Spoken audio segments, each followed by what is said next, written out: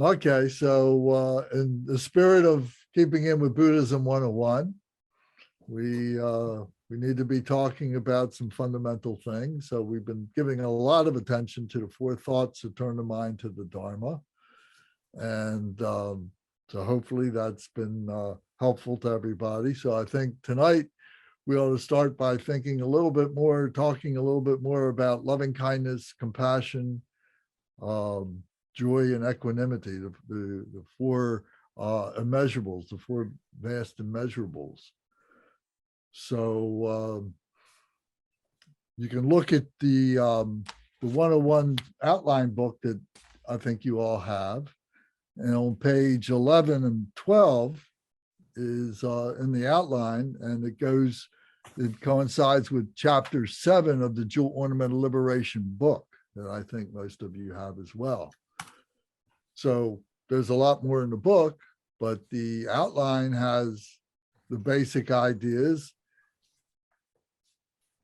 So just to start a conversation going, it says the teachings on the practices of loving kindness and compassion are the remedy to being attached to the pleasure of peace.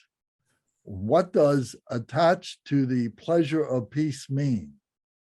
It is the desire to achieve nirvana only for oneself, without an altruistic mind for sentient beings.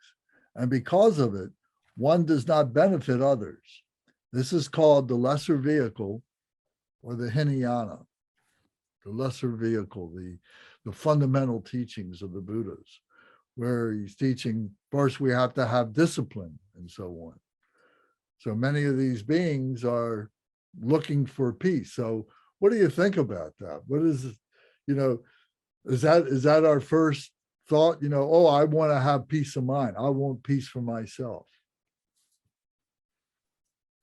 So Curtis, what do you think about that?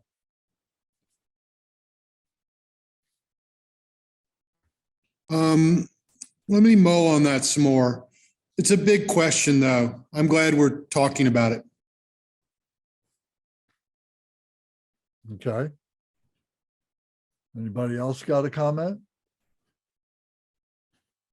Ed, what do you think? Oh, I was just asking Ed. We'll come to Gary in just a minute. So Ed, what do you think? What do you think about, peace? What do you, personal peace, just wanting peace for ourselves and not wanting it for other beings? Well, I think a lot more about my own quest for peace of mind than I do for others. Mm-hmm. To be honest. What do you do to cultivate peace of mind?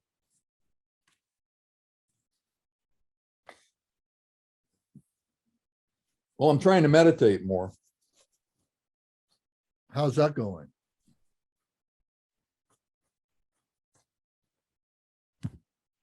I don't know. I don't know.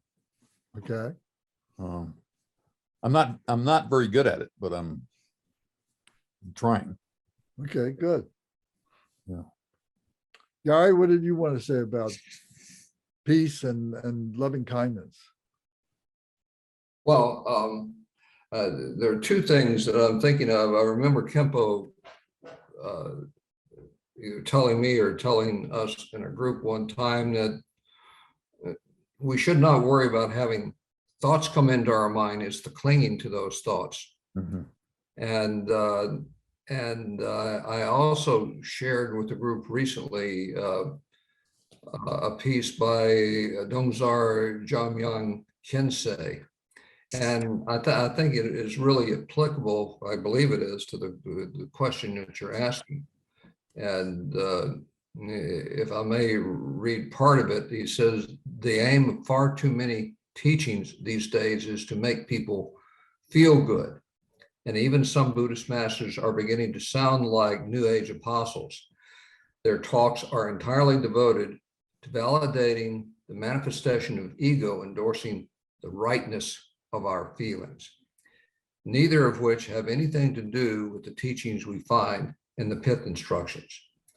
So if you're only concerned about feeling good, you are far better off having a full body massage or listening to some uplifting or life affirming music than receiving Dharma teachings, which are definitely not designed to cheer you up. On the contrary, the Dharma was devised specifically to expose your feelings, which makes you feel awful. So I think that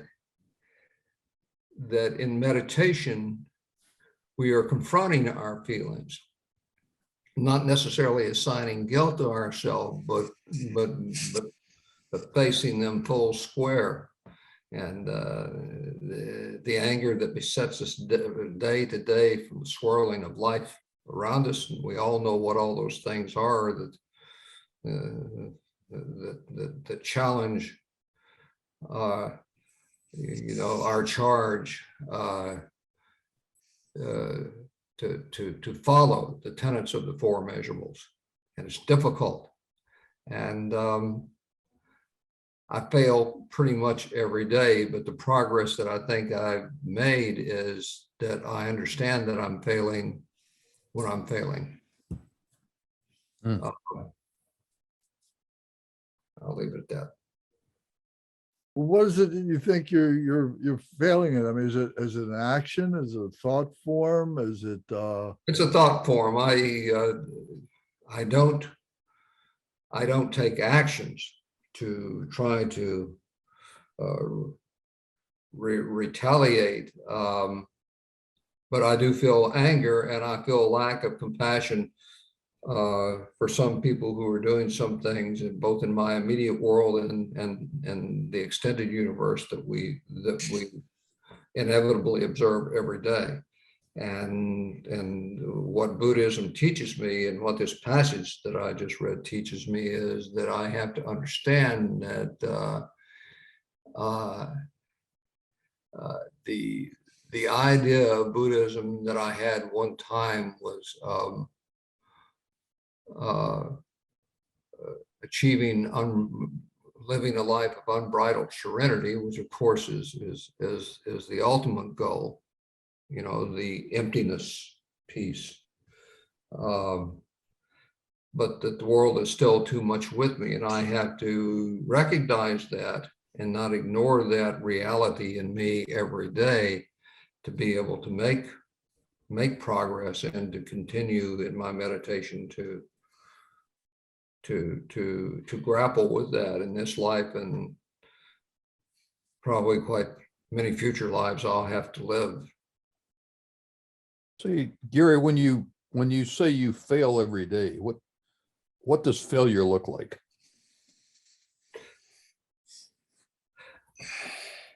It can look like many things. It can, sometimes when people are saying that, I find that sometimes when I've wished in my entire long life, when I wished justice to come to someone, and what I was really wishing is for harm to come to them, for retaliation for the awful things I thought that they were doing. And that is not my role. If we truly believe in karma, we already believe in justice as an inevitability. And justice in the world comes to people as a result of their own actions, not actions that people take against them. And when I feel like I want to smite someone, or have someone else do it in my behalf, I'm turning my face away from the reality that we are all the architects of our own destiny, and that we will deliver justice unto ourselves by the actions that we take. It will be our karma.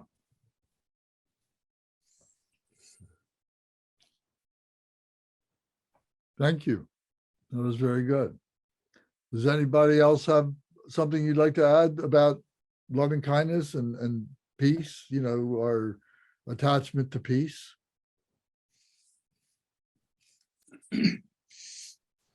Well, I mean, I think kindness and loving kindness should it should be our perpetual attitude. That's just a matter of love.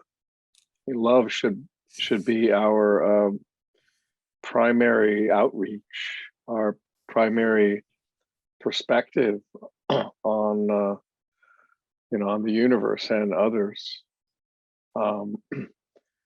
With regard to peace, you said, and I think inner peace happens in waves. I think one can gain enough inner peace through practicing loving kindness and loving awareness and being of service to others. But we're in samsara, so we're just never gonna be able to cease all hungers and all grasping. And if that's what a sense of peace means, then we might as well give up that that goal. However, I always have a sense of peace because I know from moment to moment I'm either doing the right thing or cognizant of it, and willing to continue to watch my thoughts and behaviors and put others first. But inner peace is, I don't know, it's kind of boring. Inner peace is boring. It's kind of boring.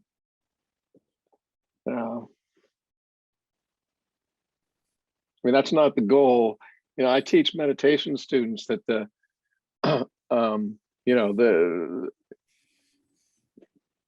having a quiet mind and extended periods of inner peace, like the flickering candle, is not the object of meditation. The object of most meditation is to get to know the mind, and the mind is not a flickering candle, and it's not unless you're really advanced anything close to stable, and it's not unless you're just born or getting ready to die. It's not by nature fully peaceful. That's just my feeling. I don't try to meditate to get it. I try to have it. I think you get to earn it after a while, by just knowing that you're doing the right thing for yourself and others. Okay. Anybody else like to comment on this? The pleasure of peace, the attachment to the pleasure of peace, loving kindness. I think it's really easy to get attached to this, Attached to what?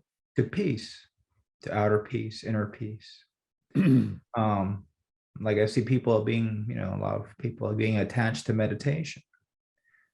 It brings them a certain amount of peace, brings them stability, brings them serenity, makes them look within, makes them look without, have insight, or, but isn't this also the path of the Shravaka? To have peace for themselves and not That's necessarily right. peace for anybody else. That's right. And even stabilizing something like this is not an easy thing. Even coming to the level of a Shravaka or Pachaka Buddha is a very, very difficult deed. It's not something that's Is it a done bad overnight. thing? Is it a bad thing? Well, it does the path of the Shravaka, it does stabilize ourselves to deal with our afflictive emotions, to see the truth, the emptiness of our afflictive emotions, and not to be waned by them, you know. And I forgot the three levels before you even become a Sravaka. I think. What do you know the three levels? It's the We were talking about the disconnected family. no, not the family, but there's a yeah, well, I guess, you know, it's I forgot, but you know, the first level is dealing with our afflictive emotions. Not that if we come to that level doesn't mean that we don't have the afflictive emotions, but we've learned to deal with them. And then in the second level, we've almost cut off the afflictive emotions and then become a Shravaka. So I can understand that it's very attractive to a lot of people, because, you know, well, what's that saying? It's hard to love anybody else or anything before you can love yourself. You know, it's, you know, if you don't have compassion for yourself, it's really hard to have compassion for others. And we tend to beat ourselves up a lot over a lot of things. And to show that compassion, you know, it has to start somewhere, you know, because ultimately, you know, Buddhism is about enlightening and helping others enlighten. And on the path to our enlightenment, you know, we can help others as much as we can, you know, because, you know, it's, you know, the analogy is always used that the Buddha is like the doctor, the Dharma is the medicine, and the Sangha is like the nurse, you know. So the doctor makes an analysis of your sickness, your illness, and he gives you the medicine or that's going to help you. If you don't take that medicine, you know, it's can't do anything about that. And the Sangha is there to help you, you know, the nurse to help you take that medicine and become well, you know. So, you know, it's like I said, it's very easy to become attached to this this illusion of peace. And that's what it is, an illusion that we think, you know, that by getting to this point that we will be okay, that, you know, everything will be okay. And you know, if we really think that, I mean, we're delusional. Yeah. But it's got to start somewhere. You know, it takes small baby steps, you know. And maybe this is, you know, the baby step that a lot of people need is that little bit of inner peace, and then that might help them go to that next level of having loving kindness for others and focusing on others. Okay, thank you. Mhm. Yes, Curtis. Got a couple thoughts. They're not coming out real lucidly or intellectually. They're really coming out kind of passionately.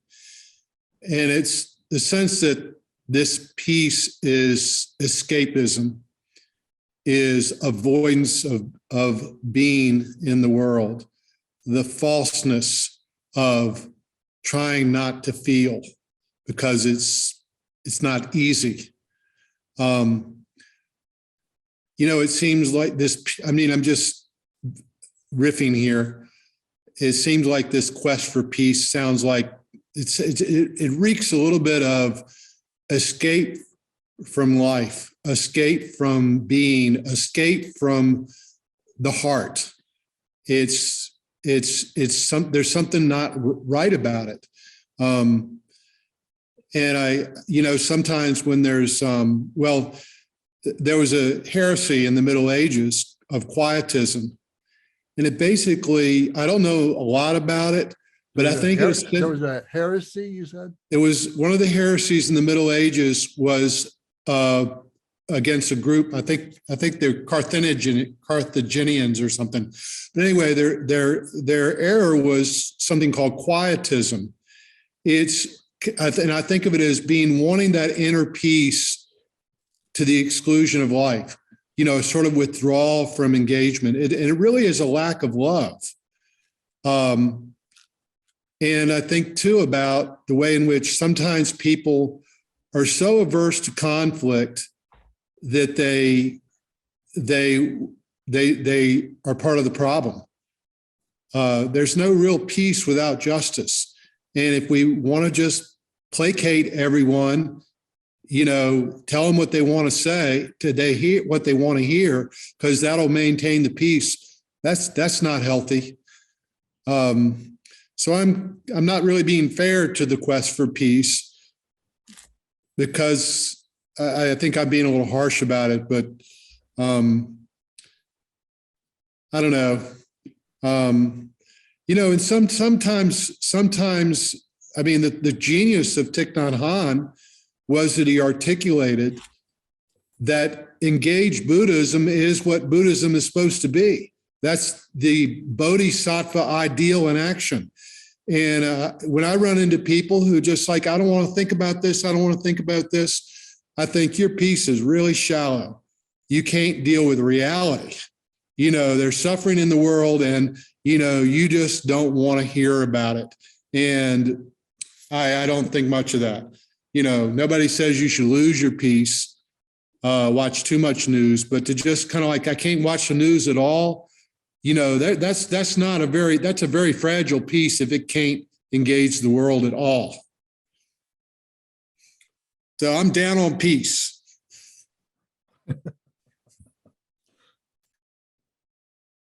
Well, I think it's good to look at what the jewel ornament says further about this. If we go to the next section in this in the book here, it says, if one develops loving kindness and compassion, then one is attached to sentient beings and dares not attain liberation only for oneself. Therefore, one should practice loving kindness and compassion. So in other words, to be attached to the pleasure of peace for oneself creates a lot of difficulty for ourselves. It creates selfishness. But if we're going to be attached, if it's natural to have a desire, it's natural to have aspiration, like you were just saying, then let it be for the sake of others having peace. And that then opens up our heart, opens up our mind, opens up our heart to the situation of others, the condition of others, and so on. And by doing that, it helps us to rid ourselves of the ego, because we're thinking about others. I am drawn back to something Tom said last week when he said to Katie, he wished he could take some of her suffering or absorb some of her pain. And her response was she wouldn't want him or anybody else to do that.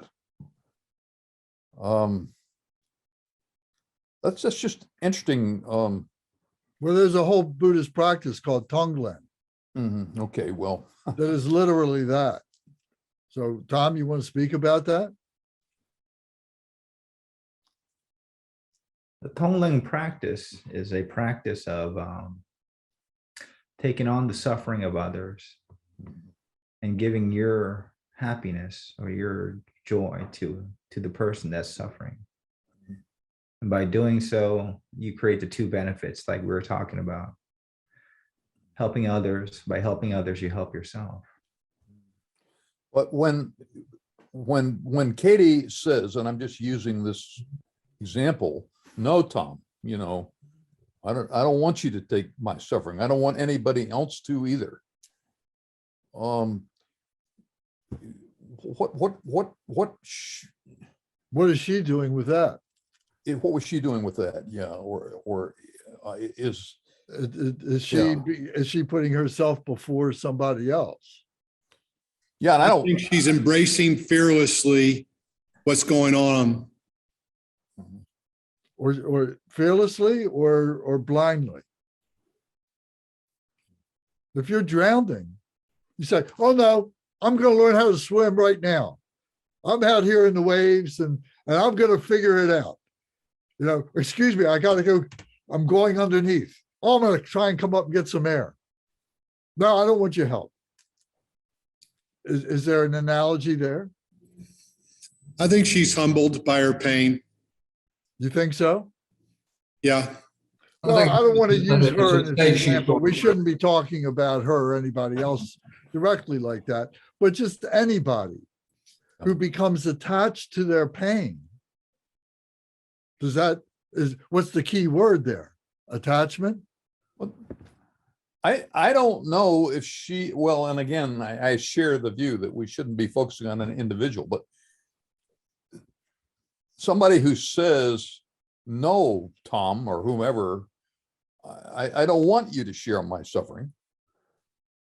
I mean, is that not a that seems to me as a healthy wish for Tom. I mean, that's sharing loving kindness with Tom, but I'm doing it at the expense. I don't know. That's just tricky to me. I don't know. What do you think about that, Tom? I know she appreciated my sentiments, but at the same time, I'm sure her sentiments were, or her intentions were that these are my pains, these are my dealings, my afflictive emotions, my afflictions, and that no one else should have to deal with these, So what do you think about that? Yeah. I mean, personally, All right, we'll come to you in a second. I would much rather share in that pain instead of just one person trying to endure through all that pain. Okay. And that's the Buddhist way. If the pain was yours, Tom, Mhm. would you want to share it and inflict it on me? Well, it's not, well, that's the, I don't want to inflict it on you, but Oh, if okay. you're, All right. if you were willing to, if your intentions were trying to help me by taking on some of that pain or taking on some of that suffering, I'll be much humbled by that gesture. In the Christian, isn't it something like laying of hands on someone? Wow. The healing practice. Yeah. Gary, you wanted to say something. Well, I was just going to say that in helping someone or relating to someone who's going through something like this, I think that classical psychology recognizes 5 stages of grief, and denial, anger, bargaining, depression, and acceptance. And in dealing with anyone, Katie or anyone else who's going through it, she's no different from anyone else, any of us who have gone through things in our life. The extent to which we're ready to help that person or they're ready to get help is related, I think, and I'm certainly no psychologist, to maybe to the acceptance stage, getting to the acceptance stage where you have to go through this. The suffering, the suffering has a purpose, or if not a purpose, or it's a reality in our lives. I think probably every one of us have gone through it at one time or another in our lives. And you're open to growth and healing, I think, when you reach that stage of acceptance. And it's not like classical problem solving. Okay, this has happened to me, this is what I'm going to do. You really have to go through that cathartic period, But what if you're attached to that cathartic period? Well, I don't think it's attachment. That becomes part of your identity. I don't think it's attachment. I think it's the human. I think it's the, I think it's the pulse of the human psyche. I think it's, at least in my experience, as I said, I'm not a psychologist.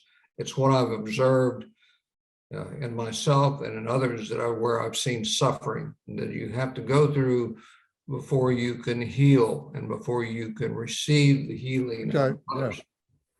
All right, I think Michael wanted to say something. He had his hand up. Yeah, I mean, I think about other people's suffering, and honestly, I think what we don't share with others is circumstances and situations and our positions in reality, but we're already sharing the suffering. Our sufferings are identical. 99% of our suffering is identical, and we share it because we co-create it in the world. So when I believe that I'm sharing or mitigating somebody's suffering, usually I'm just being present with them. And there's really no way I'm going to provide solutions to their circumstances. And again, that may be something that a therapist can do. It may be something that a social engineer like Zara can do to sort of get in and twist around their physical reality in order to mitigate the causes of suffering. But we all have the same causes of suffering, and it's all the time. It's every day. It's everybody. I suffer because my daughter suffers. Well, we all suffer because our daughters suffer. Our daughters suffer the same things. All daughters have always had the same sort of suffering.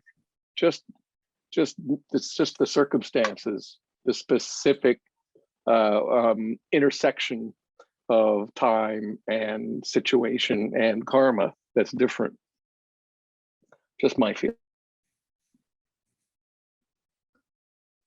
Well, let's go rely on the Two Ornamental Liberation again and look now at how is it that we practice altruistic loving.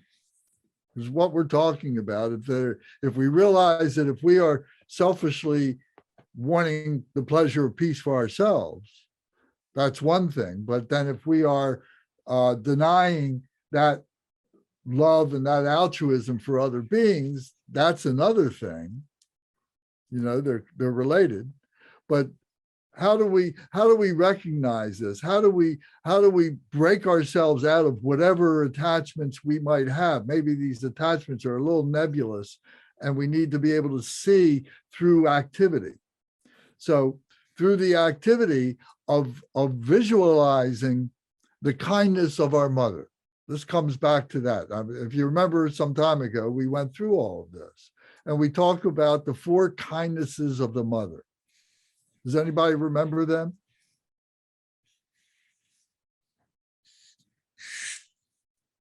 The 4 kindnesses of a mother. Yeah, The kindness of countless mother giving you a body. that's right. The kindness of countless mother undergoing hardship for you. Yeah, The kindness of giving you protection. right.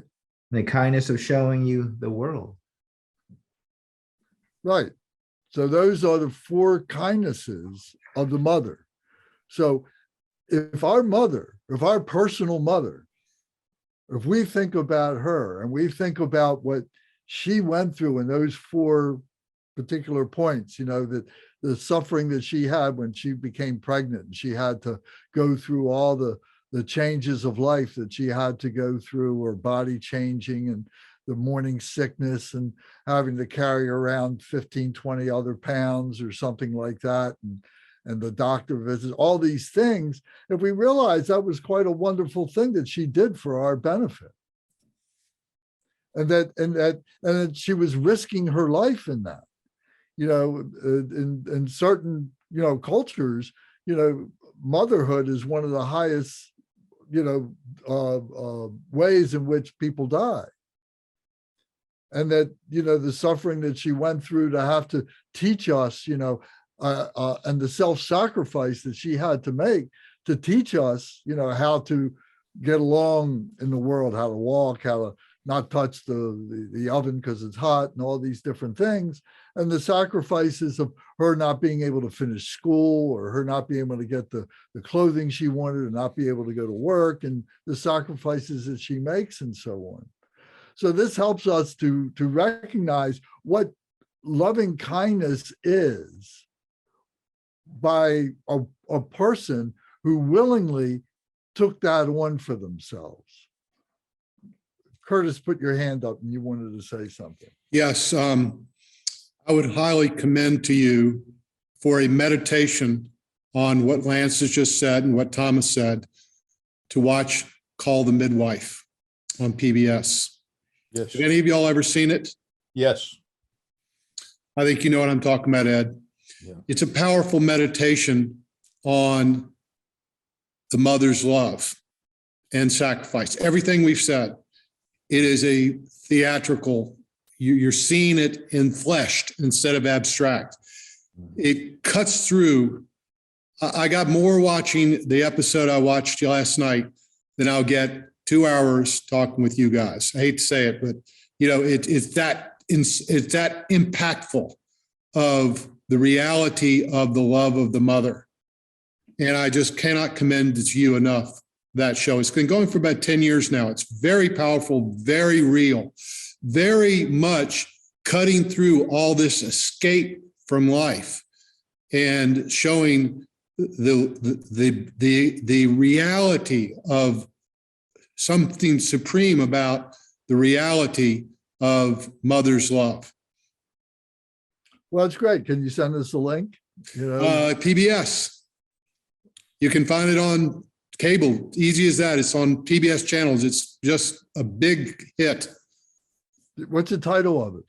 Call the Midwife. It's about 1950s Britain, midwives helping women of all sorts. It's really amazing, the storyline. So this is a basic point of Buddhism, is, we have this system that is telling us very, very fundamentally is look at all beings as your mother. And by doing that, then we begin to put ourselves in that mode that if we would save our mothers, if we could do something for our mothers, we should do it for these beings as well. If we regard all beings as being our mothers, it's one of the clever, techniques in Buddhism and the system of Buddhism to get the right point of view. I think it works better, does it not, if your relationship with your own mother was one that you treasure. Well, that's a good point. As opposed to. That's a good point. So sometimes you may have to transpose that to maybe there was another caretaker in your family. Maybe it was your father, or maybe it was a sister or a brother or an aunt or an uncle, or maybe it wasn't anybody in your family. You really had a tough childhood. But then I just remember when we discussed this one other time, and the group was sort of divided about, and it seemed to come down to their relationships with their own mother. So we got to do a little bit of transpersonal, cognitive thinking here. And maybe it becomes that you think about yourself in relation to your children. Maybe you showed them a lot of love, and maybe you become the example of that. So the mother is just symbolic. The mother becomes symbolic. Yes. Yes, Tom. This book right here. The Transformation of Suffering. It's a wonderful, wonderful book. Yeah, it's a great book. It's a thin little book. The section of loving kindness, what we're just talking about, states us, to help us do this, we should remember that since we have wandered in samsara for limitless lifetimes, there is no being who has not at some point been our kind mother, father, grandmother, grandfather, children, or relative or friend. As we bring this mind in our daily interactions, we can help develop and increase our loving kindness by meditating in all beings as our parents or loved ones. when conflict arises in our lives, at first it is Oh, we just lost them.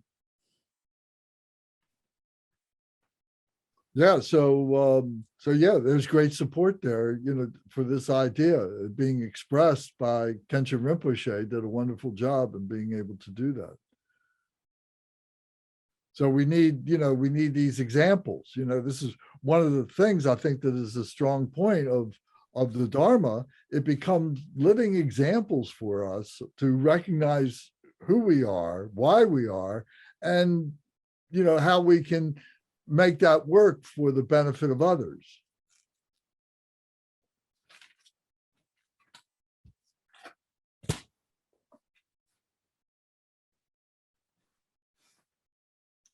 Does anybody have a comment about any of that? I mean, maybe you see it in other traditions, and I'm not trying to say that Buddhism is exclusive, because I know it's not. But the way in which this is being done for us is a very good tool. Yes, Gary. Well, I think that what Tom and you were just talking about, something I was reading in some passage today, is about dualism. And what I mean by that is thinking of ourselves as separate. As long as we do that, and I grew up in a world where you were taught to do that, the rugged individualist. As long as we think in terms of dualism, based on what I'm reading so far in my short journey in Buddhism, if you're willing to characterize someone or something as the other, the next step is the ability to demonize them in some way, and engage in some sort of orgy of self-justification. Time after time in the reading that I do, the lamas keep pointing out, they don't use this term, but almost the atrocity of dualism, because it is the first step in allowing us to separate ourselves from each other and separate ourselves from the pain that someone else is feeling. Even someone who aggravates you, who is constantly doing things that you don't like. And once you begin to describe what they're doing and characterize it in a negative way, and it may indeed be negative, once you do that, you are engaging in the practice of dualism, which lamas I have read have described as the greatest evil. And they've used that term. I wish I could quote them now, but I'm not able to do that. Well, that reminds me of something. And let's go back to the example that we were talking about before, about someone who is kind of refusing the help of somebody else, the offering that someone wanted to make for their benefit, and saying, oh, no, I don't need that, or I don't want to subject you. You can't afford that, or something like that, whatever it is. And one of the things that I think we need to learn is that there is this grace, and look at loving kindness as grace, the grace that we're showing to allow somebody else to be graceful themselves. It's a way of letting them, raise themselves up, and so on. And that's part of the process, because, are we alone together? Going to Gary's point, are we alone? Are we in a commingled society where everything we do is touches everybody else? Are we alone together? How does that work? And how do you want it to work? So what do you think about that? I think you're touching on I don't need help as it's oftentimes an expression of pride instead of humility. And it may be a fear of intimacy, a fear of being vulnerable. So it keeps on going around the one word, attachment.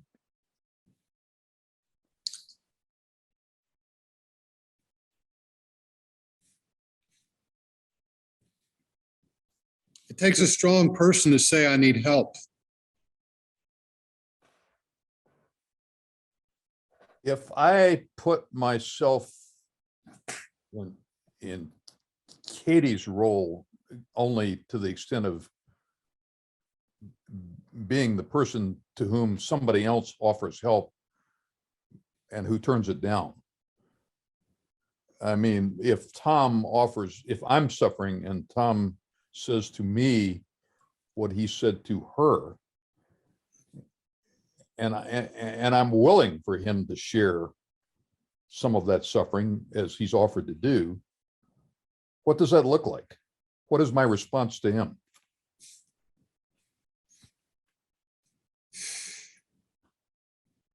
Well, that's one of the things that I've admired with some Christian people, you know, when they talk about, you know, that let's pray together. Mm-hmm. You know, and I need help and help me pray. And that's a noble thing. I think that's a good thing, you know, and we can do practice together. I mean, part of doing practice together, and that's one reason why, you know, we like to do Medicine Buddha as often as we do, because everybody's got some degree of sickness in their lives. And it touches everybody. And Medicine Buddha doesn't care whether you're a Buddhist or not. You know, and is there for all beings and so on. So to that end, that's, you know, a way in which we can help each other. We can practice together, you know, and maybe there doesn't have to be spoken words about it. Oh, you're helping me or I'm helping you. But, you know, just privately, quietly, you've got that person in mind when you're doing the practice. And you can be doing it for yourself as well, in order that you may help somebody else down the road.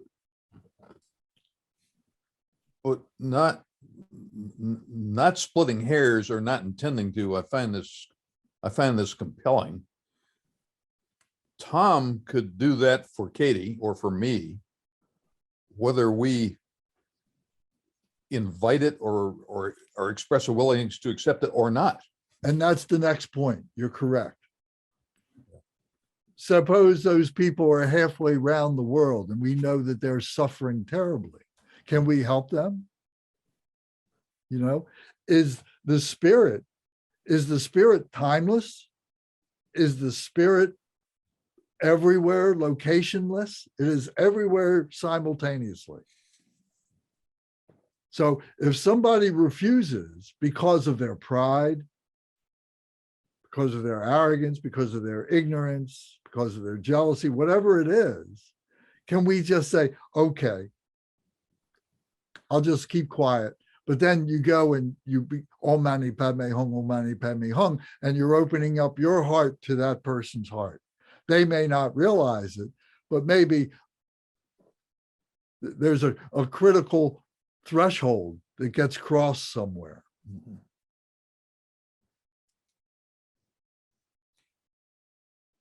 Critical threshold that gets crossed somewhere. Boy, that's a dynamite phrase for all kinds of things we talk about. Yeah, that's exactly right. You know, where our ceilings become the floor of the next level that we go to.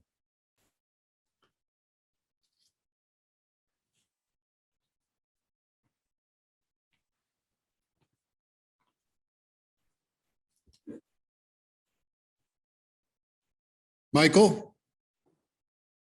Oh, Michael's got his hand up. Yeah, I do a lot of metta meditation, loving kindness meditation, and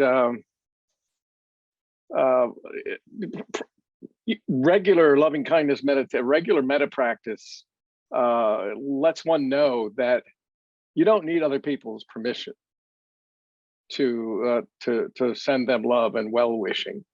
You don't need them to be even awake. You need to acknowledge it in yourself. And it has a lot to do, Lance, with what you were saying, that we are connected on a level that is nonverbal, that is non-form, that is not phenomenological. But at the same time, when you articulate that you're going to share someone's suffering, means you're taking on their suffering, or you're going to lift somebody up. There's a lot of human politics that get involved in that.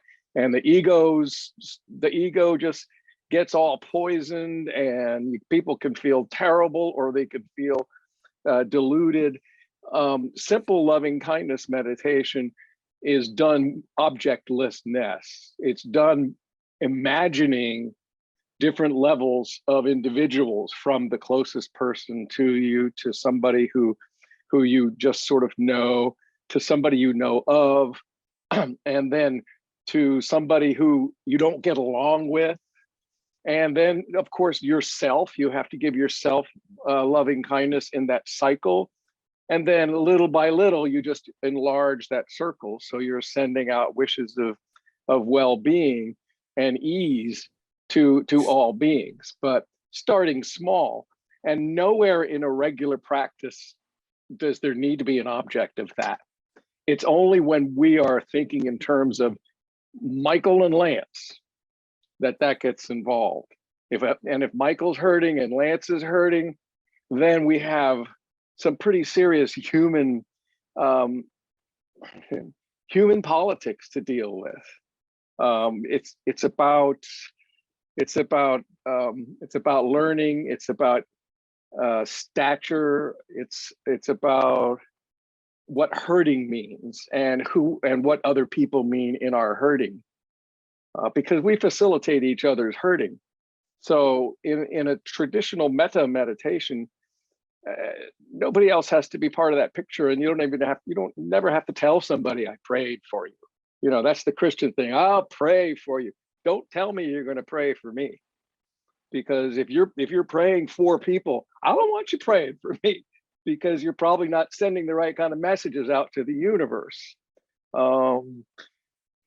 So I think loving kindness meditation is a regular practice that's very much like deity yoga, very much like that space in which you have created the mandala, and you're sending all of this love. You're the conduit of love, and you're sending it out to all species, all beings. That those beings don't have to even know you exist, and the effect doesn't even have to be real, because really, when we're loving others, we benefit more than them. That's my thought on that. But I do metta meditation. I do that on Zoom a couple times a week with students. We do a metta meditation, and it's a standard routine where you have a couple of phrases and you say them over and over again, and you imagine different folks at different distances, different psychological differences, and different valent distances from yourself. And it can be very purifying. And we have to know that sending out possible vibes to others contributes to their well-being.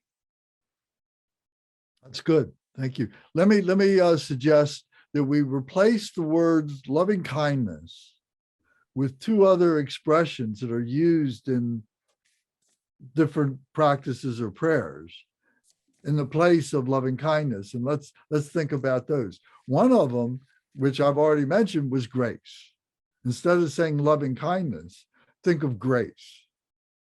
And then in place of that, and in place of loving kindness, use wisdom. Is loving kindness not the expression of wisdom, which becomes a grace in the way that we deal with ourselves, we deal with other people with grace, with loving kindness? Do we understand the cause of their suffering, They may not understand that. They may not even realize that there's been a cause. All they know is they're suffering. And then what we're trying to do is just to raise the level of consciousness that is being transmitted from a heart to another heart, or to the continuum of hearts, however you wish to express that. Curtis, you had your hand up. Yeah, these are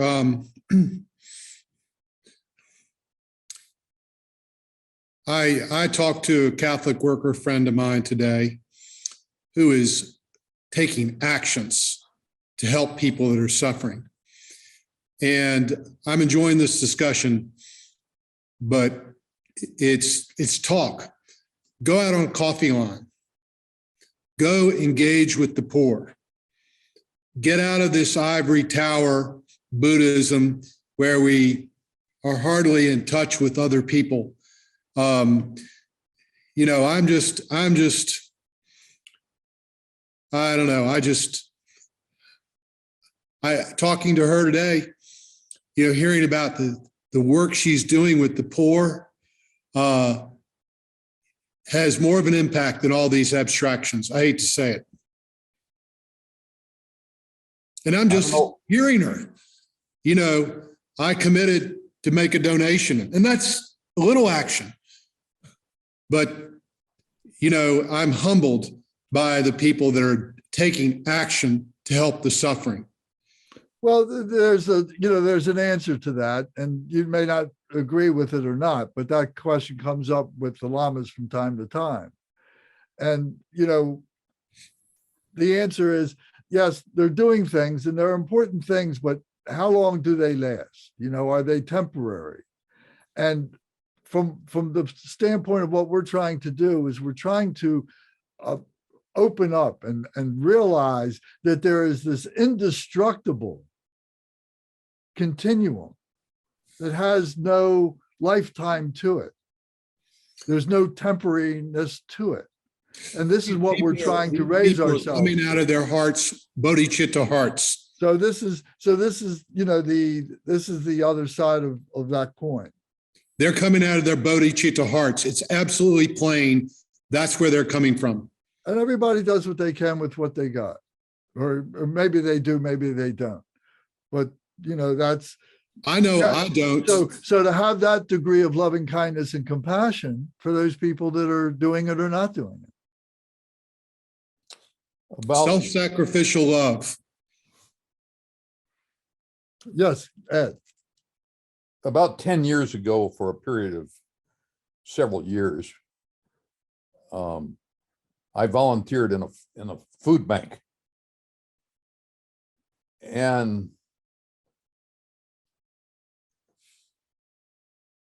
well, I had a couple of realizations there. One was that my perception going in was these people were all kind of career down and outers, and that was okay. They needed to be fed.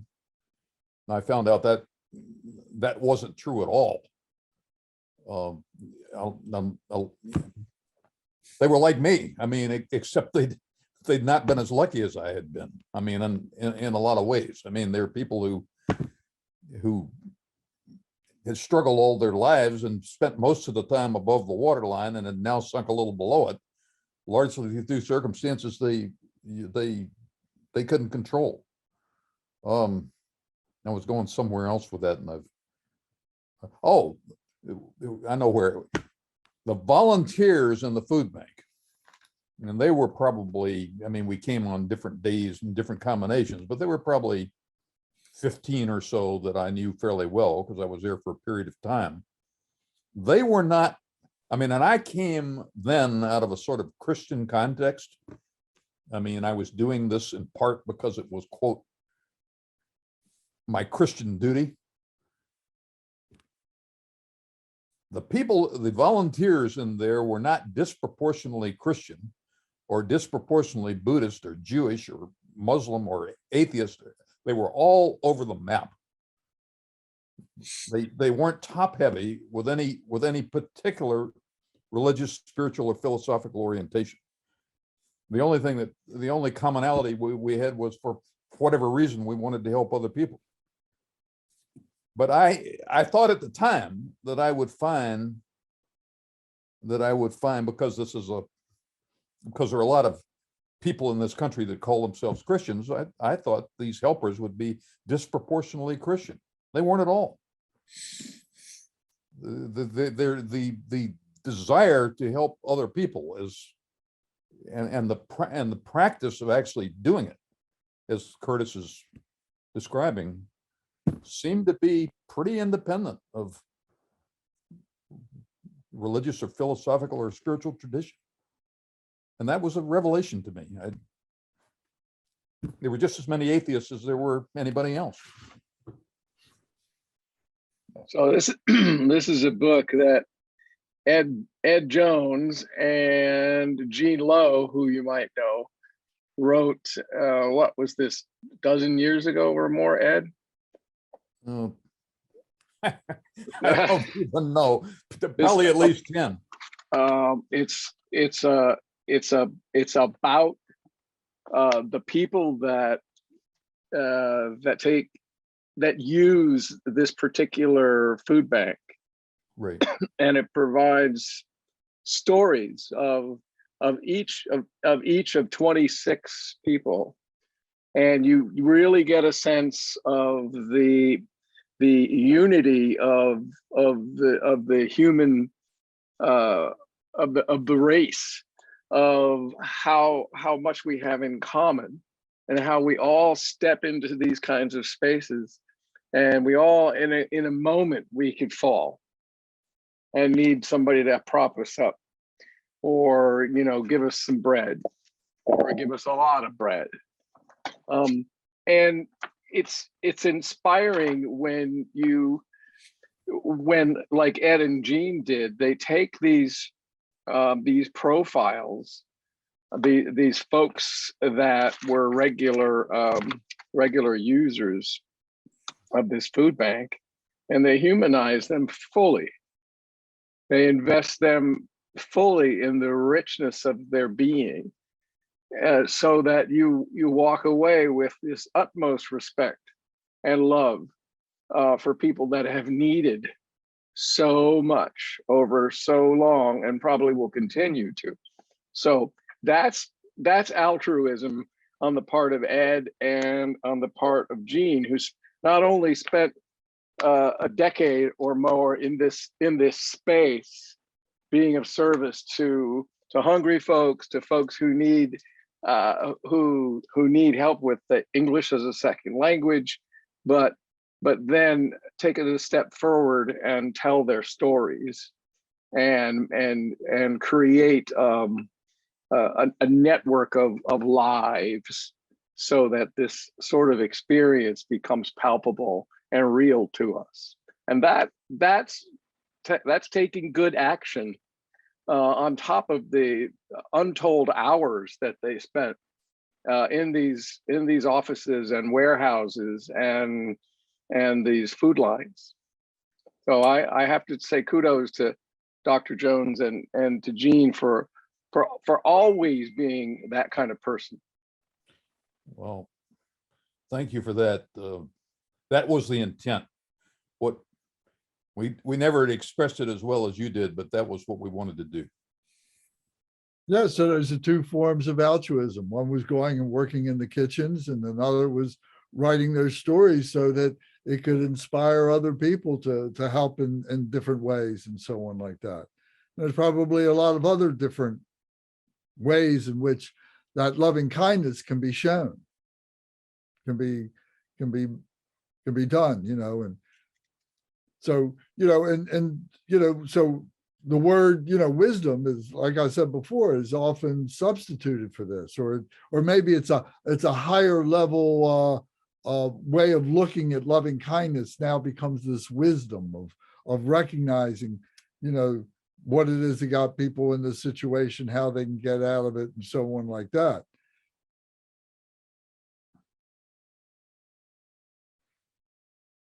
So the next thing then becomes, well, what is the what is this loving kindness? What is this wisdom? What is this grace?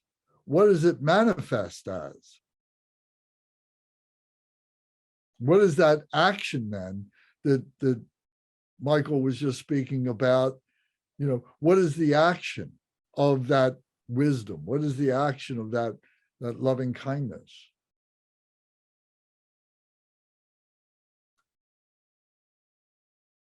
Is compassion, is method, is skillful means, being able to actualize that wisdom. Wisdom by itself doesn't necessarily do a whole lot. But when you actualize that wisdom, now things begin to really change. Yes, Curtis. From the New Testament, I think it's the book of James. In the same way, faith by itself, if it is not accompanied by action, is dead. But someone will say, you have faith, I have deeds. Show me your faith without deeds, and I will show you my faith by what I do.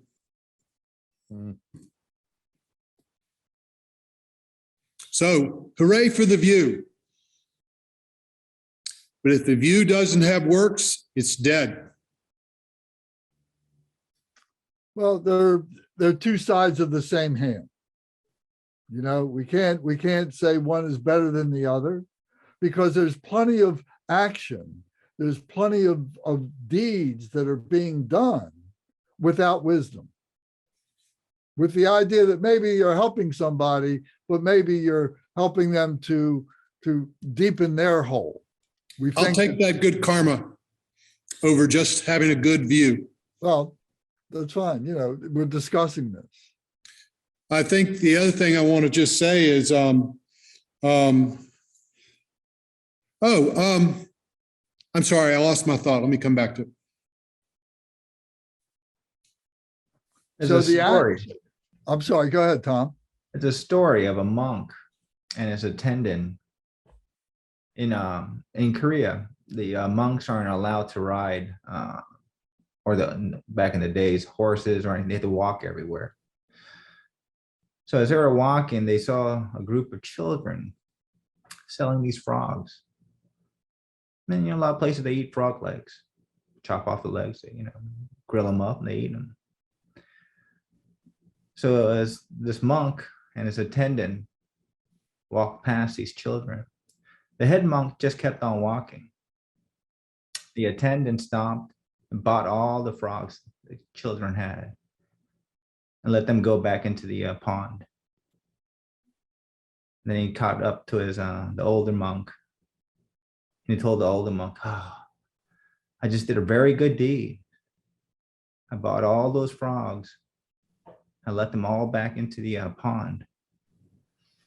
So the older monk looks over to the younger monk and says, why are you dwelling so deeply in the hell realms? Why you what? I didn't understand that. Why are you dwelling so deeply in hell, the realm of hell? Obviously, you didn't realize that was their karma. And by doing what you did, you altered their karma.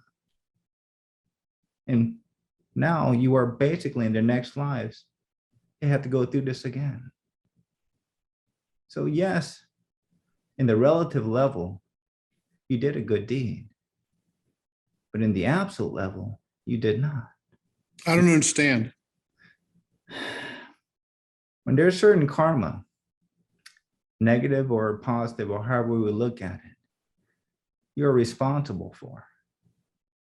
If something or someone alters that, ultimately you still are responsible for that karma. So in the relative level, yes, you did a good deed. You let go of those frogs, you let them live. But so I guess the Good Samaritan is wrong. He should have let the man die by the side of the road because it's his karma. Well, no, that's not the point. The point is, if you have transcended to a certain point, you realize these things and you have compassion for those beings. And like Michael said, you pray for them. You pray for where they will end up. and where they will come back again. So it's until we are on that level of understanding. The monks always tell us not to judge bodhisattvas for their actions because we don't understand their actions. And a lot of times they make completely no sense to us because we're not on that level yet. And if we make that judgment call, we're creating a negative imprint. And it's very hard, very easy to do that because, you know, of course, it's in our nature, you know, our true nature, you know, is to help beings and help others. But sometimes we do these ignorantly. If we all followed the example of Curtis's friend that he talked to today, would we need to have conversations like this? That's a rhetorical question, Ed, and I know what you're saying. Well, I benefit from conversations like this. I mean, I'm not in any way opposed to them, but I also hear what you're saying. I mean, which is sort of like the proof is in the pudding. It's words are cheap. Reflection is cheap. Philosophy is cheap. I think the wisdom we're acquiring through this discussion will lead to compassionate action. Well, I hope that's why we're here. Yeah. And if it doesn't, lots of fun with the view and no works. That faith is dead. If we could get to the compassionate action directly, I mean, I don't know how many discussions your friend participated in, but if we could get there directly, would we need to have the discussions? I don't know. I don't know. You know, I enjoy the discussions. I profit from them, but the bottom line, I don't know. Well, you've got me on the other side now just because I'm feeling passionate. And Lance has got a point. If you're attached to your compassionate action, you get stuck in samsara. You need both. The most effective activists are ones that have a contemplative life, that have wisdom, that don't get too attached. Mm-hmm. I have to think about that. All right, well, let's expand this a little bit more. Let's look at what, you know, the scripture says. Let's see what some other minds here have to say about this. So in the context of the loving kindness and the mother, the idea of the mother, all sentient beings, limitless as infinite nature of space, all sentient beings as limitless as space, have been our mothers from beginningless time until this lifetime.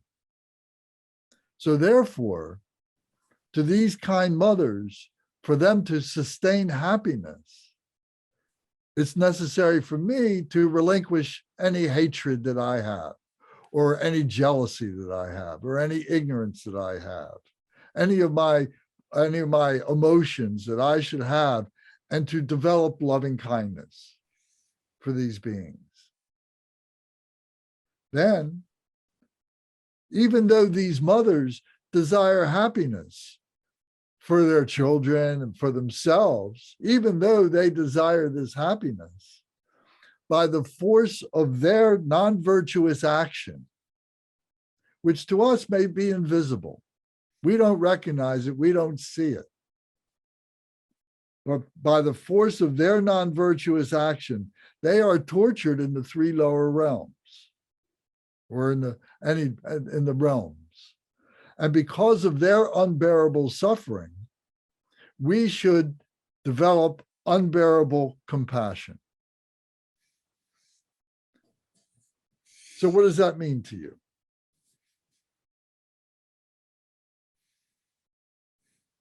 Because of their unbearable suffering, we should develop unbearable compassion.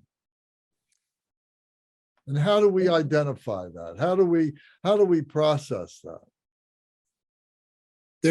I think it's about being able to have your heart break in for others. So if you remember back several months ago, we talked about this. We talked, this is all part of stages of meditation. And we talked about that we view our mother in the 6 human realms, and that she's being tortured by demons in the hell realm. What would we do to protect our mothers from being tortured by demons? And that we contemplate our mother suffering hunger and thirst, insatiability, being totally miserable from her insatiability in the hungry ghost realm. What would we do to help our mother to not be suffering that kind of misery? Or the mother who is in the animal realm, who's behaving like an animal, who is being beaten and eaten like animals.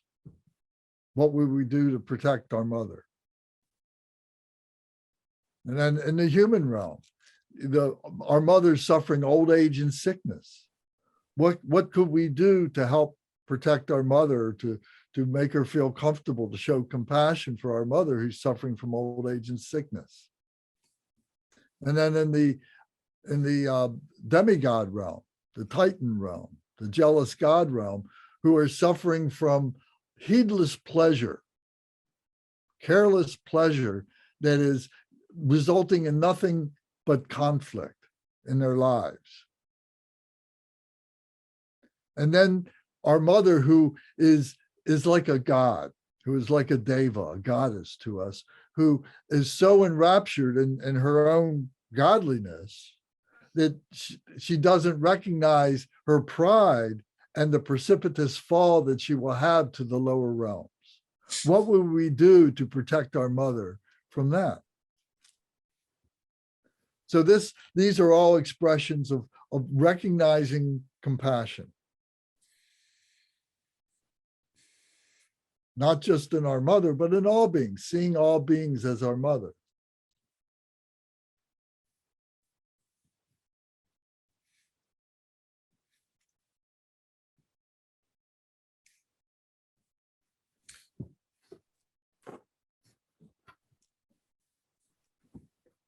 So what we're doing is we're not taking things for granted. We're trying not to. We're trying to identify the things that we've been taking for granted. Oh. That we've been skating with our good fortune. We've got these precious human lives. No doubt we all do, but we're not making them come to a fruition of being able to help others.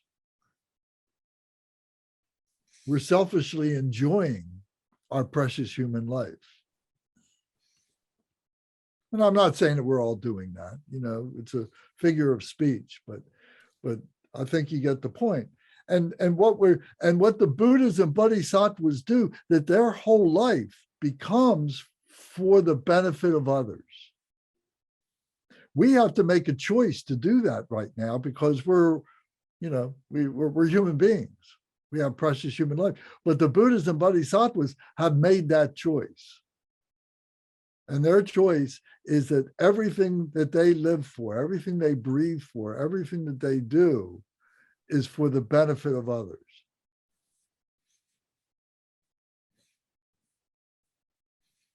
So in the space that is around you right now, whatever room you happen to be in right now, may be filled with millions of Buddhas and Bodhisattvas that you don't recognize, that we don't recognize. But they're there, giving us the oxygen we need, giving us the warmth that we need, all these things that we take for granted. We take for granted the fire. We take for granted the water. We take for granted the wind, the air. We take for granted the earth, the nutrition that's in the earth, the wealth that's in the earth and everything. We just take that for granted. But yet they are goddesses and gods.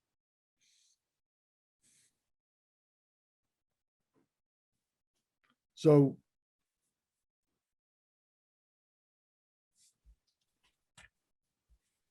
to put another point on this, as we're drawing near the end of the time, and we probably won't go further, but I just want to point this out. It says, loving kindness and compassion, right, are parts of bodhicitta.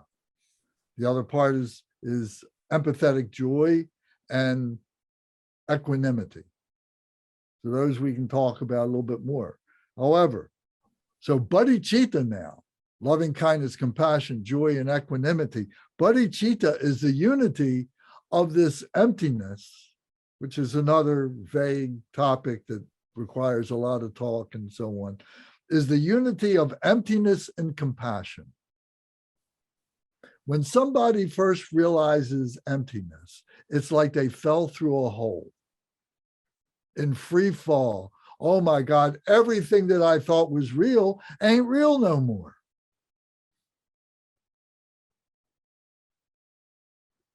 And then we got to have compassion for that. So whether we're realizing it ourselves and we have compassion for ourselves, or for someone else who is realizing emptiness and realizing all this phenomenal temporary nature is all contrived, and we have to have compassion for that. It says, I make effort to practice the ultimate Dharma beyond conceptual thoughts. So we're conceptualizing now, but isn't the whole thing that we're trying to prepare ourselves for is this non-conceptuality? Isn't this the goal? Isn't this the Dharmakaya that we've got all these words for and everything? Isn't that what we're trying to recognize, this continuum that we're part of and so on? This emptiness. So it's necessary for us to go through this, and we're very fortunate to be in this position to be able to do it. We're seizing the opportunity of being precious human beings.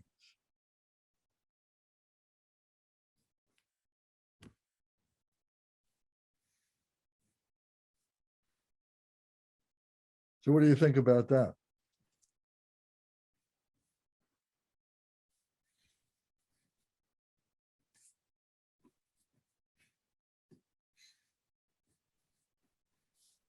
Well said.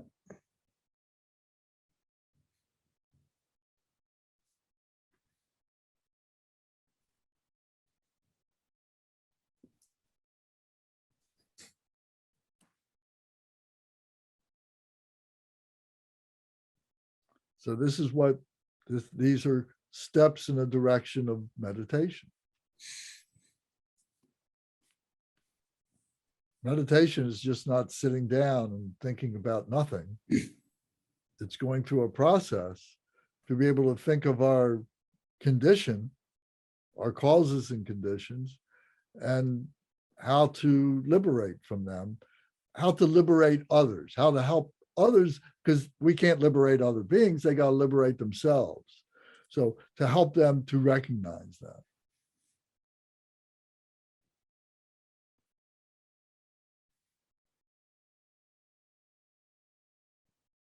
Is that worthwhile?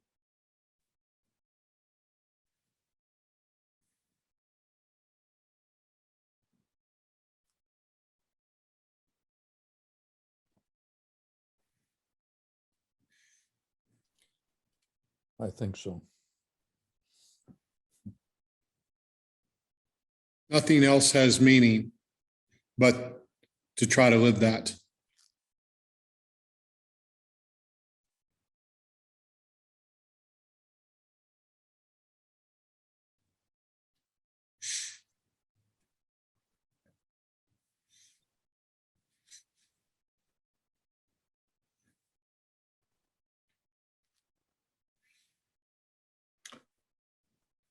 How do you feel right now? Curtis, how do you feel right now? Describe your state of being right now.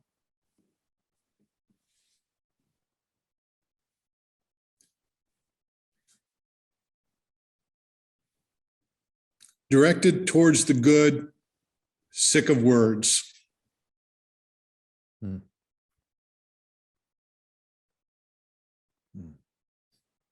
Ed, how do you feel right now? Subdued.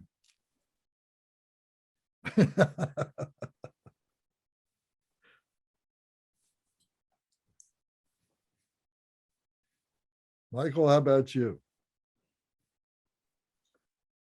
Busy. What? Busy. Okay. Tom, how about you?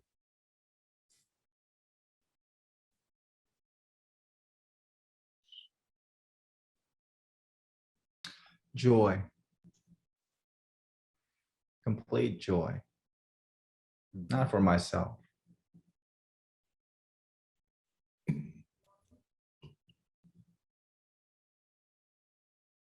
Gary, how about you? I'm envious of Tom. Well, what would you have said before Tom spoke? I'm in transition, and that's relevant because everything that has been involved has aroused in me a lot of emotions that I thought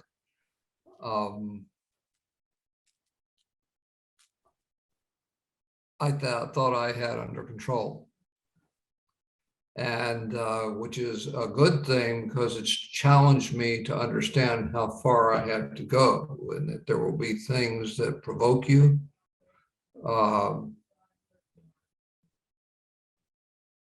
And while in a worldly sense, you may be justified in the provocation that you feel, smiting someone verbally does not leave the world or yourself any better. You have to find solutions to issues, but this period that I'm going through is taught me a lot about myself to think about, and has challenged a lot of things I thought, a lot of progress I thought I had made. Because you can revert to old reflexive solutions and reactions in an effort to make things be the way you think they ought to be. But things are never the way that you think they ought to be, whatever you do.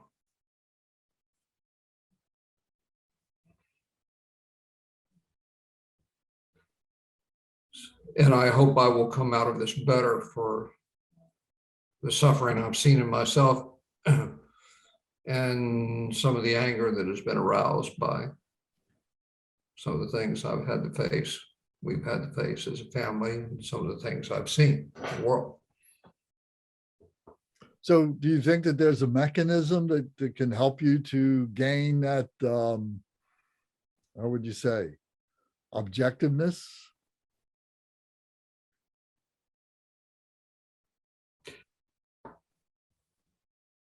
Well, you used the word mechanism.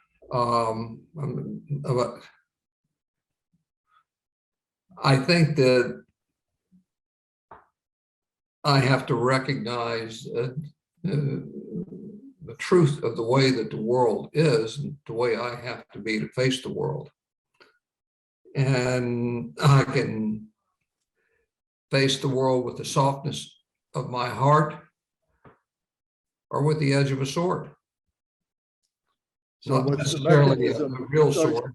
So you maybe know what I'm trying to get to, but what's that mechanism? How do you do that? How do you gain that objectivity and kind of get outside of yourself and be able to look and see yourself, your causes and conditions, and then see that amongst all the other people that are going through their causes and conditions? I think it's a question of understanding what really matters at the end of each day in your relationships and in your life. And what I have reacted to in this transition I'm going through and in the things I observe in the world, a lot of it is phenomena. And I totally lost track of that sometimes, which made me understand how much phenomena dominates our life. And our relationship with phenomena dominates our life. We've been conditioned to do that. I have, at least. I shouldn't speak for everyone, but I believe that that's true. And certain value system. So is there a resting point that that we should, that we adopt this resting point as a means to be able to say, okay, I'm going to now reflect on the past 24 hours or the situation or whatever, where I'm headed with this, of course, is meditation. Yeah, well, that's exactly the word that was in my mind. That's what I do at the beginning and end of each day. I meditate, and in my meditations, I am considering what has happened with me each day. And so is that not, excuse me for putting you on the spot with this, but isn't that the pleasure of peace? yes, if one can find it. What I do find when I meditate is almost an audible sigh. That I was meditating about this last night and the night before and the morning before, and considering, how things might have been and how I might have been and how I should be. And I find that sometimes the things that I don't want to be follow me like a shadow. But having said that, I have to keep meditating and hoping that somehow a change in me is being affected.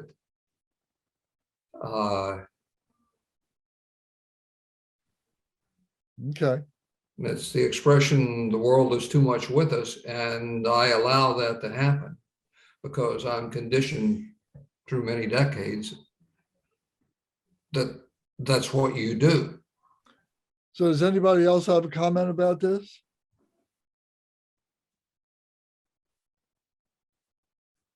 Let me ask, can you bring in the other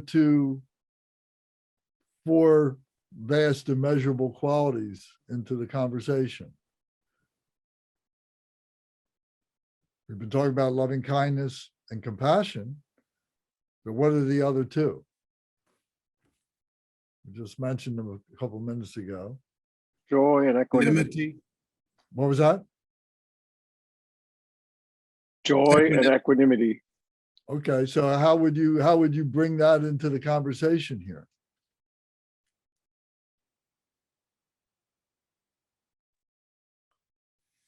I've got a car dance. Oh, okay. Anybody else have a thought on that, or a couple thoughts on that? How do you bring joy into this into this conversation? What does empathetic joy mean? Well, Tom was feeling it. That's right. Is study, practice, contemplation, and meditation. That what we're talking about is invoke these things. That we are contemplating and realizing. And when you see others realize or experience some of these things, it brings joy to a person that's seeing this. That the light bulb is going on. And that liberation is happening. It's not my joy, it's just joy for, hey, people have that aha moment. Hey, they're getting there. It's wonderful. Not to say that I have anything. I don't know shit. I really don't. But when I see others happy or suffering less or doing better, that really brings me joy. Really simply put, I mean, it can sound like a crock, but it really does. Curtis, what do you think about that? I think the four immeasurables are wonderful. But I want to go to action. Action. To hold somebody that's suffering with kindness and joy. You transmit the joy when you take action. It becomes real. We really have to look out for just being abstract about this stuff.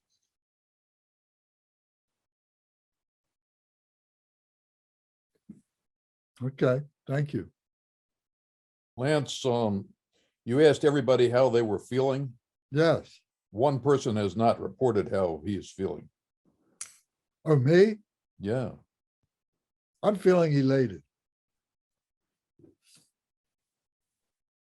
I could just shut up and, go away and I'd be happy, but I'm just happy that we're having the conversation and we're together doing this. And this to me is a miracle to be able to do what we're doing. Whether, if we were all together in the same room together, it would be a miracle. And the fact that we're doing it through cyberspace is a miracle. But it's the point of what it is that we're doing that's the real miracle that is so great. And it's these kinds of things that are transformative, I think. It's to be at this time in our lives, to be able to do this is just wonderful. And to say that, I wish that we could have done this 20, 30, 40, 50 years ago when I was, 10 years old or 12 years old or something is, that's water under the bridge. I can't do anything about that right now. And I don't know what's going to happen tomorrow, but I know right now we're doing this. And this is a wonderful thing. This is a magnificent thing. And this to me is action. There's 6 people here who are opening themselves up and changing as we speak right now. We're different than we were 2 hours ago. So that's what I think about it. So we've been I really working on like- you for 2 hours and you're elated. I beg your pardon?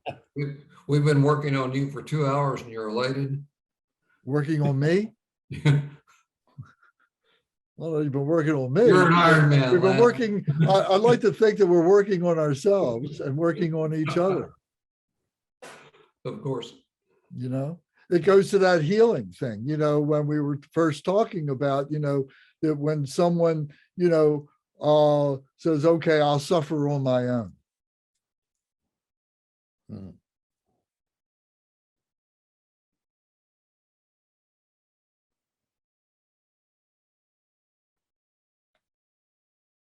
I know, I didn't lose my parents until, I was 60 some odd years old. And I never experienced that kind of grief before. I had people passing, but it didn't really hit me until my father and my mother passed. And how did I deal with it? I was talking about it to anybody I could. And not to be morose about it, but I was just celebrating them is the way I looked at it. And it just helped me, and there was a period where I cried my eyes out, for both of them at the same time. I had emotion when they first passed, but it really didn't come together until I was in a retreat. It was a retreat of compassion. And it all came together in one fell swoop, and I cried the whole day.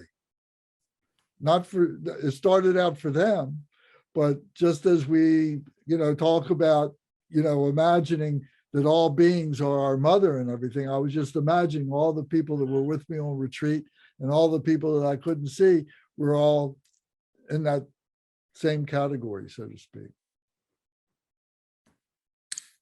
I'd say one of the most defining things that's happened in my life was caring for my parents over a 6-month period at the end of their lives, from middle of March till, you could say, end of September. But anyway, it was about a 5-month period between their deaths. But from when my dad went in the hospital to when my mother, till I spoke at my mom's funeral. But while my parents were alive, it was about 5 months after my dad passed. And that experience of coming through from my mother, taking care of her, I'll never be the same. It was one of the most powerful things that will define my life. Yeah. I have something else I want to say. I really I'll be blunt about it. I like hitting Christians over the head with their, preoccupation with salvation for themselves. And I tell the story about the Dalai Lama, who was asked where he would want to be reborn and how he said he'd be reborn in hell because he could do the most good there. I love hitting Christians over the head with that because it really brings them up short with the selfish desire for salvation rather than self-sacrifice, even to the point of staying engaged in the world, like a bodhisattva, which is really, the Christian, the Christ, the impulse behind incarnation of Jesus out of compassion.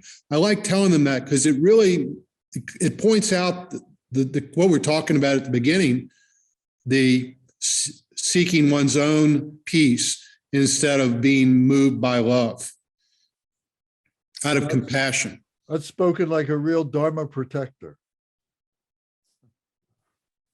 Dharma protectors are very shocking. I have one quote. It just is beautiful. It's about true religion. It's from James again. It's a little theistic, but don't get caught in the theism.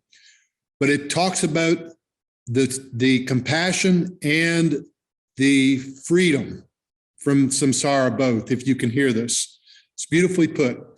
Pure religion and undefiled before God and the Father is this: to visit the fatherless and widows in their affliction, and to keep himself unspotted from the world.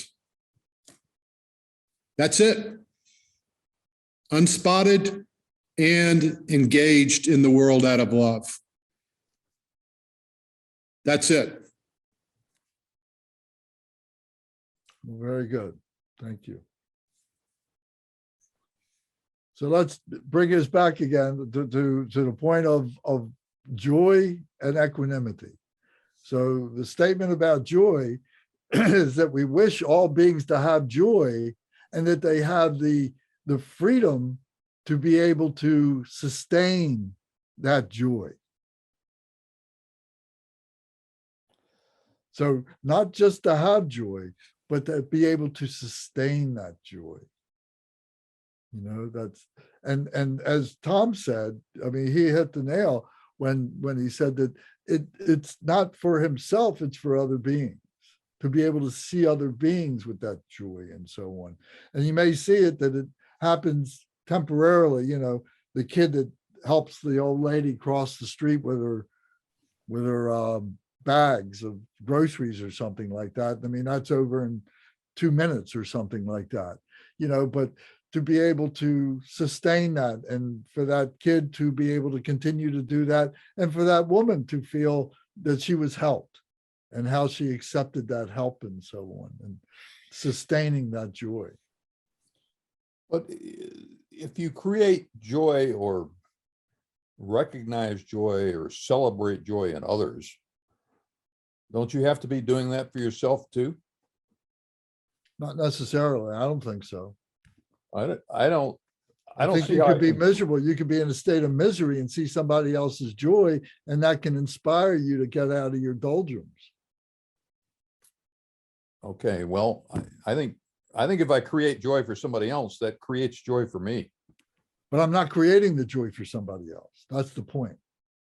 Well, okay, yeah, good point, good point, good You're point. seeing the joy that you had nothing to do with, and you recognize that. And you don't take responsibility for it. Okay, fair enough. Thank you. So it's a selfless joy. Okay.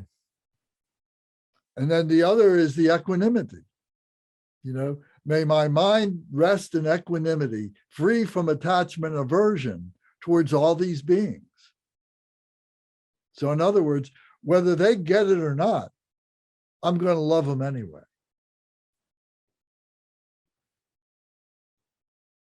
Whether they have harm meant for me or other beings, I'm still going to love them.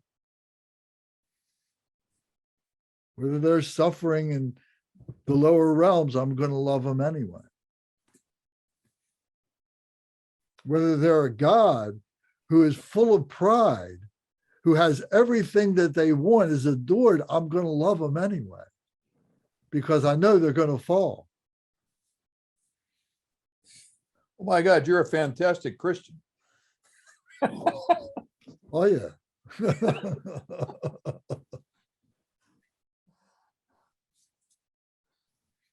This has been a better discussion than I would have thought 6 guys could have on their own. About loving kindness and compassion. Yeah. You know, so next time you sit down to meditate and you say, oh, I'm going to meditate on loving kindness and compassion, you say, oh, that's over in a minute. No, you know, you can go on for hours contemplating this.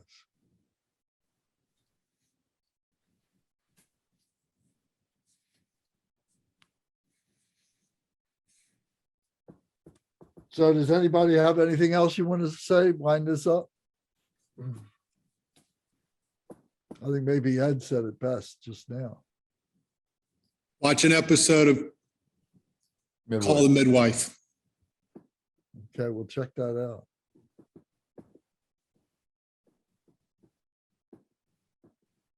Sometimes these small meetings like this are you know, really, really productive.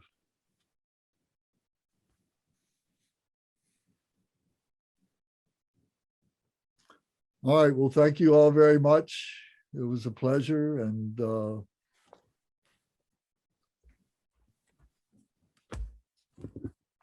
may we bathe in our elation.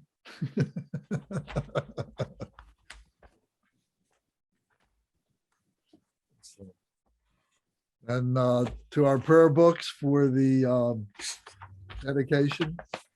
I think the dedication prayer by Lord Jigden Sumgun is appropriate. So that's page 21 and 22. So please turn your microphones off and recite along with us.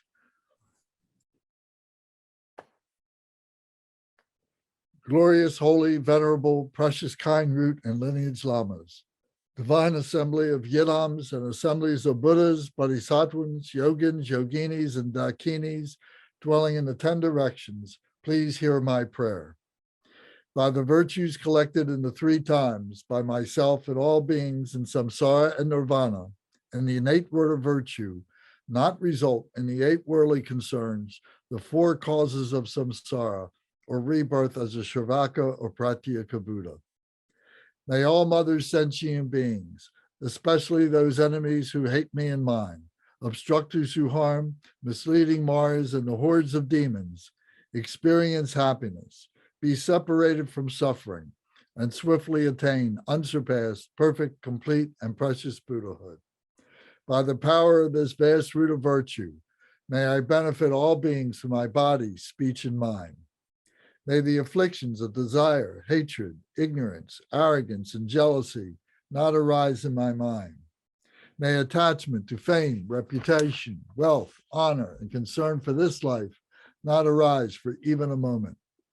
May my mind stream be moistened by loving kindness, compassion, and bodhicitta, and through that, may I become a spiritual master with good qualities equal to the infinity of space. May I gain the supreme attainment of Mahamudra in this very life. May the torment of suffering not arise even at the time of my death. May the torment of suffering not arise even at the time of my death. May I not die with negative thoughts. May I not die confused by wrong view. May I not experience an untimely death. May I die joyfully and happily in the great luminosity of the mind as such and the pervading clarity of Dharmata. May I in any case gain the supreme attainment of Mahamudra at the time of death or in the bardo. Om, Ah, Hum. Om, Ah, Hum. Om, Ah, Hum. May my body, speech, and mind become inseparable with the body, speech, and mind of all the enlightened ones for the benefit of the enlightenment of all sentient beings. Thank you.